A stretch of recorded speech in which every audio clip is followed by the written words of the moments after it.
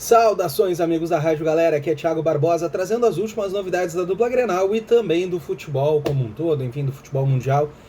E hoje a gente tem que falar do Internacional, tem demissão em massa no Beira-Rio, a gente tem algumas novidades em relação ao ataque do Grêmio, a gente tem algumas informações sobre o novo goleiro do Grêmio que está chegando em Porto Alegre no final de semana, e ainda vamos falar sobre a rodada do final de semana, o que esperar da rodada do final de semana, o que tem de quente no gauchão nesse sábado e nesse domingo. Então fica com a gente depois da vinheta. Bora!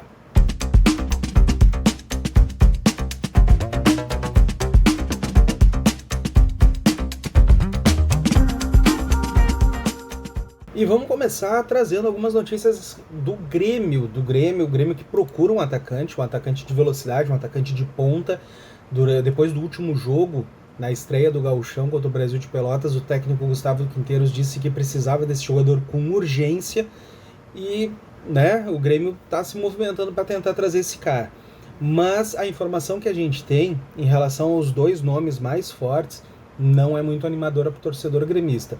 Eu vou começar com o jogador brasileiro naturalizado sueco, o Eliasson. O Eliasson ele joga no AEK da Grécia e o Grêmio estava tentando há bastante tempo com ele, está desde a virada do ano passado num processo de negociação de convencimento.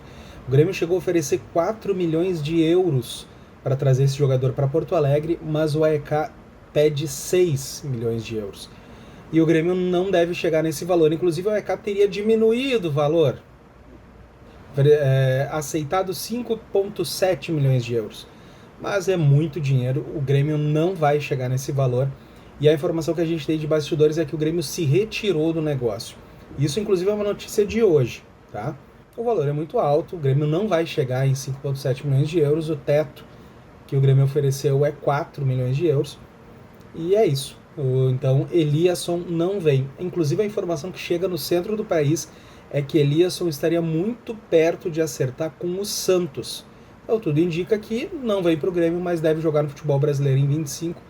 Se tudo der certo, ele vai para o Santos. Não é esse, então, o atacante de velocidade que vai chegar para ajudar o Grêmio em 25. E o segundo jogador que o Grêmio poderia trazer, que está no radar do Grêmio, é Sebastián Vidia, colombiano de 28 anos, indicação do técnico Gustavo Quinteiros. Ele joga no Independiente Rivadavia, da Argentina, só que tem um problema bem sério. Ele tem problemas pessoais, ele tem problemas extracampo, ele teria batido na esposa, tem esses problemas de temperamento fora do campo, e isso repercutiu muito mal nas redes sociais quando vazou o nome dele ainda em dezembro, em janeiro, saiu pela primeira vez ventilada a possibilidade de trazer esse jogador. As repercussões nas redes sociais foram muito ruins. Ele era para ter sido trazido já na virada do ano, a diretoria do Grêmio recuou, e aí depois, agora com a insistência do Gustavo Quinteiros, o nome dele ganhou força de novo, mas a última informação que a gente tem de bastidores é que ele não vem. A informação que a gente tem de bastidores, inclusive o Eduardo Gabardo e o Felipe Duarte do grupo RBS da Rádio Gaúcha já também bateram nessa tecla, e o Gabardo é um cara muito bem informado, é que a informação que vem da diretoria do Grêmio é que esse atleta não vem, por mais que o Gustavo Quinteiros tenha insistido em trazer ele, tá? É um bom jogador? É inegável que é um bom jogador. Tem problemas extracampo? Tem problemas extracampo, e não é de hoje, é uma coisa já recorrente. Aí então o Grêmio tem que ver o que é prioridade. Eu entendo o lado do Grêmio. Por mais que o Grêmio precise de um atleta que faça determinadas funções que o Sebastián Villa faria em alto nível, ter que lidar com problemas extracampo, com falta de profissionalismo e outras questões, pode ser algo que não seja positivo para a gestão de grupo e para a imagem do clube mesmo, né? Então entendo o clube recuar, acho que faz bastante sentido, acho que se eu tivesse numa posição de tomada de decisão em qualquer clube que seja, acho que eu iria pelo mesmo caminho, no sentido de não trazer um jogador que tem esse tipo de histórico, que tem esse tipo de problemas recorrentes extracampo, ainda mais, vamos combinar, né? Um jogador, um atleta que bate, que espanca a mulher, não faz bem para a imagem do clube. né? Por melhor que ele seja tecnicamente, por mais que ele entregue em campo, a questão da imagem do clube, a questão da imagem do clube em relação à sua torcida, a gente não pode esquecer que uma parcela muito significativa da torcida é formada por mulheres e isso tem um impacto muito grande. Eu concordo, acho que o Grêmio faz bem em não trazer Sebastião Villa, porque não adianta resolver um problema e criar outro, né? E agora, finalizando sobre Grêmio, queria trazer algumas informações sobre o Thiago Volpi. A gente já falou sobre o Thiago Volpi durante a semana, mas o Thiago Volpi é o novo goleiro do Grêmio. Ele já, hoje é sexta-feira, ele fez uma coletiva hoje lá no México, faria daqui a alguns minutos uma coletiva lá no México de despedida do clube dele, e está vindo para Porto Alegre, deve estar aqui no final de semana. Ele é o novo goleiro do Grêmio, ainda não tem um anúncio oficial, mas a gente já sabe que é. Então eu queria trazer um pouco de informação sobre o Thiago Volpi para o torcedor saber direitinho quem é o goleiro que está chegando e o que ele tem de bom, né? E o que ele tem para ligar um alerta ali para a torcida, tá? Então o Thiago Volpi é o novo goleiro do Grêmio. Em 2022, quando ele foi para o Toluca, ele fez de lá para cá 108 jogos, 108 partidas e sofreu 142 gols, né? Nessa última temporada, ali nesse último trecho ali da temporada, ele jogou 25 jogos pelo Toluca e sofreu 29 gols. A média dele é de 1,16 gols sofridos por jogo. Então, a cada partida ele toma pelo menos 1,16 gols em média por partida. Só para a gente fazer ter um grau de comparação, o Marquezin, que é o goleiro do ano passado que está saindo, a média do Marquezin era de 1,04 gols sofridos por jogo. Portanto, o Marquezin tinha uma média melhor, né, significativamente melhor do que o Thiago Volpi. Ainda não era a melhor média, né, até porque o goleiro não toma o gol sozinho, é o sistema defensivo todo que representa aquele gol sofrido. A média do Marquezin não era ideal, mas ainda assim era melhor do que a média do Thiago Volpi, que está vindo para substituir ele.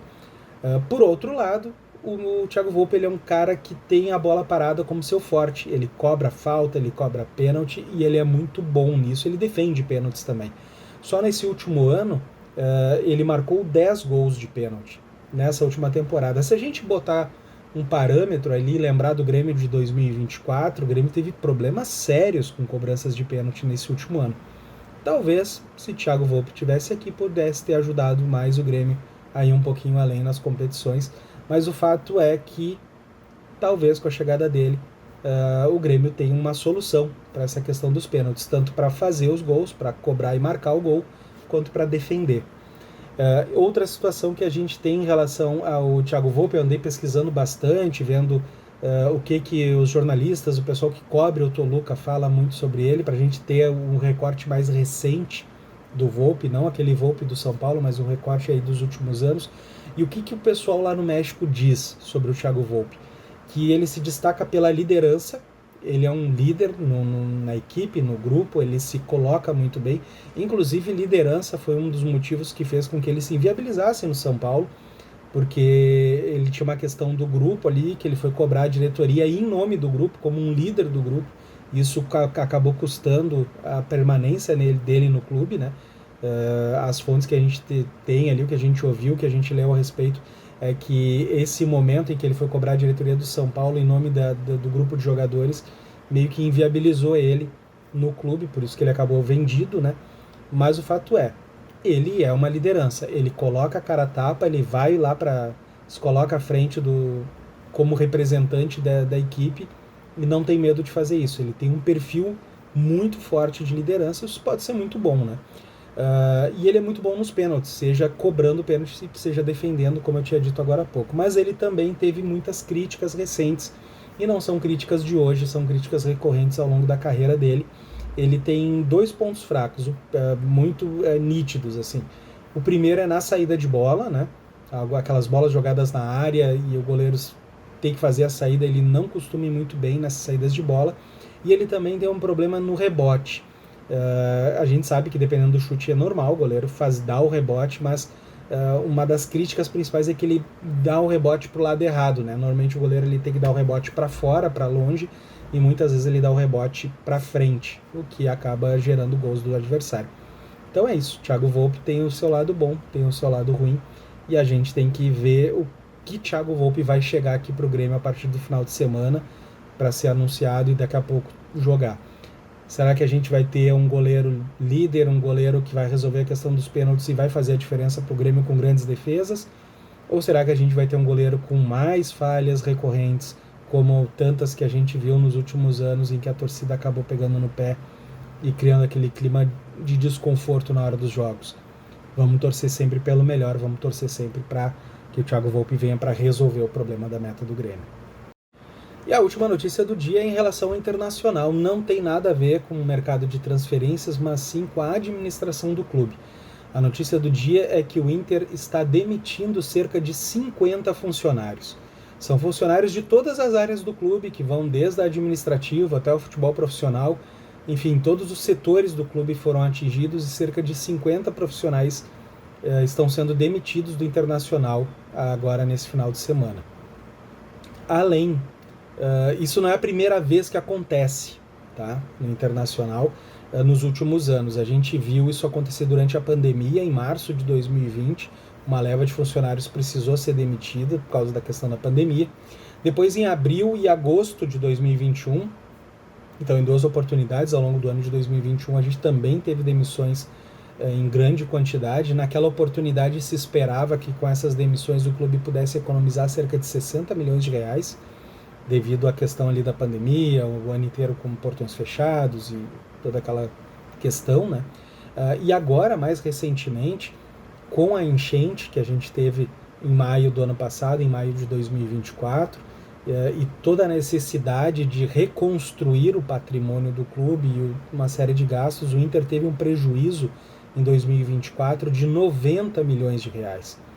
Então, são números muito difíceis. O Inter tentou, junto ao Conselho Deliberativo, a aprovação do projeto de debêntures, que poderiam trazer cerca de 200 milhões de reais através de investidores para tentar dar um fôlego e recuperar o clube, dadas as condições ali da enchente, de todo o prejuízo iminente.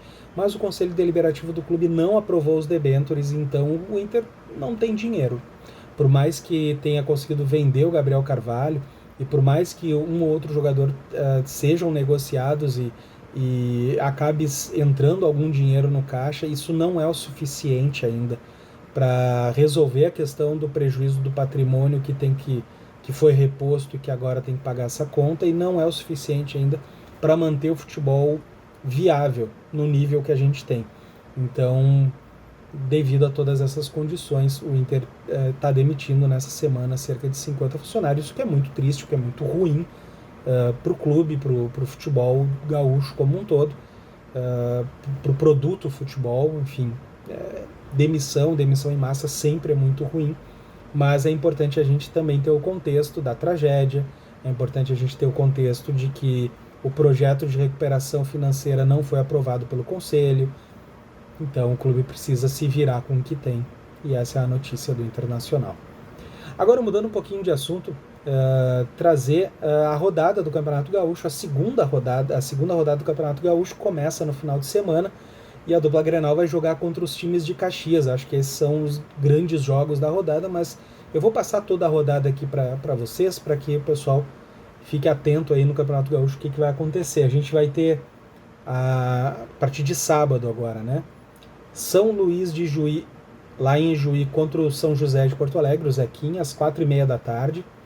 A gente vai ter amanhã também, às 4h30 da tarde, dessa vez no Beira-Rio, Internacional contra o Juventude, clássico do Rio Grande do Sul, jogo de times da Série A do Campeonato Brasileiro, então jogo importante. Também amanhã, às 8 horas da noite, a gente tem Brasil de Pelotas, em Pelotas, no Bento Freitas, contra o Guarani de Bagé. Depois, no domingo, daí, a partir das 4 da tarde, a gente tem o Pelotas jogando contra o Monson. Pelotas vai jogar na Boca do Lobo, em Pelotas. E no domingo também, aí às 19 horas, a gente tem Avenida e Ipiranga. E no domingo também, aí um pouquinho mais tarde, às 8h30 da noite, aqui na Arena do Grêmio, a gente vai ter Grêmio e Caxias, mais um clássico gaúcho, né? Aquela disputa entre os clubes da capital e da Serra ali, Grêmio e Caxias, mais uma vez, times de Porto Alegre contra times de Caxias do Sul fazendo um grande jogo.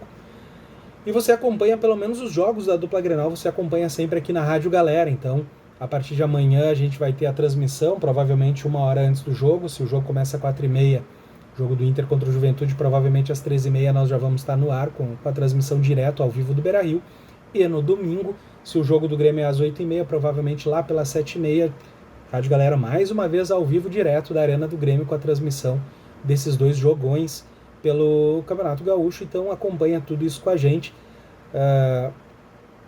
O Campeonato Gaúcho começando e com um jogo bom já no final de semana para a gente poder acompanhar e torcer muito. Então são essas as informações do dia de hoje. O Grêmio desiste das 2 opções que tinha para o ataque, né? Uma por questões extracampo e outra por questões financeiras. Thiago Volpe é o novo goleiro do Grêmio. Alguns defendem os seus números e a sua liderança. Eu particularmente acho que não foi uma boa escolha, mas é o goleiro possível, é o goleiro que está chegando aí em Porto Alegre no final de semana, que deve ser anunciado nos próximos dias. Thiago Volpe é o novo goleiro do Grêmio. E o Internacional, lamentavelmente, demitindo em massa mais de cerca de 50 funcionários nessa semana. Então é isso. Clica aqui, dá um joinha, porque isso ajuda a gente aqui no canal, compartilha com os amigos para todo mundo ficar bem informado e se preparar para o final de semana, que tem mais uma rodada importante do Gauchão. Então vem junto, vem com a Rádio Galera e não perde nada. Até a próxima e tchau!